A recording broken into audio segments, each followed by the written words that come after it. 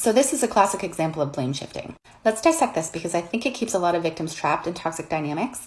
And watch to the end because I'm going to say a few things that I hope will make you think. And if you're new to my page, my name is Jackie and I'm giving real examples of emotional abuse tactics so that you can spot them in your relationships. So first of all, I don't believe anybody can make you feel anything. Your feelings are your internal experiences based on your thoughts, beliefs, and values. Someone can say or do something that triggers a feeling from within you, but it's your responsibility to understand it and to manage it. And that includes how you respond to it. And that's what people mean when they say we are all responsible for our own feelings. If you think that other people are responsible for your feelings, then you are blame shifting. So then you're going to say, well, what about emotional abusers and manipulators? They make us feel bad all the time. Hang in there, I'll get to it. So in this scenario, there's only two logical things happening. You called him out for his crappy behavior. Dude feels bad. And instead of owning his feelings and going inward to figure out why he feels that way, he projects them onto you by saying, you're trying to make me feel bad. And you can substitute this for any behavior, yelling, name-calling, being passive-aggressive. He has a feeling that he's refusing to own. Or you called him out for his crappy behavior and he genuinely doesn't feel bad at all. In which case he said this to intentionally try to manipulate you so that you cave into his demands, stop questioning him, start looking at yourself, and he gets to continue his crappy behavior.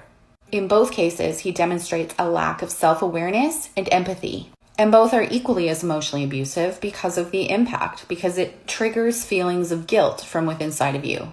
Now notice I said triggers feelings of guilt from within you. They're still your feelings of guilt. But emotional abusers and toxic people are successful at doing this because of two cognitive distortions: personalization and emotional reasoning. Personalization happens when somebody puts the entire blame of a situation either on themselves or they project it onto somebody else. So in this case, he's placing all of the blame for him experiencing his feelings on you. He's not questioning why he might feel that guilt. And it's because he's experiencing cognitive dissonance and doesn't know how to reconcile it. So instead, he wraps up all that guilt in a little ball and hands it over to you.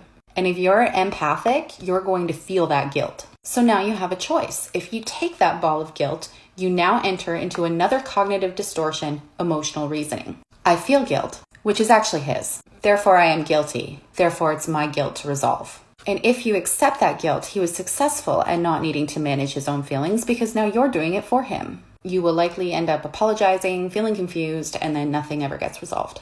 Or you can check in with yourself. You acknowledge that you're feeling guilty and you ask yourself, is this my guilt to own? Did I do something that justifies feeling guilty? And if the answer is no, you're allowed to refuse to take that ball of guilt. And if your answer is yes, then you have some beliefs around people-pleasing and codependency to unpack. Empathic people have to be very self-aware when it comes to the feelings that they experience.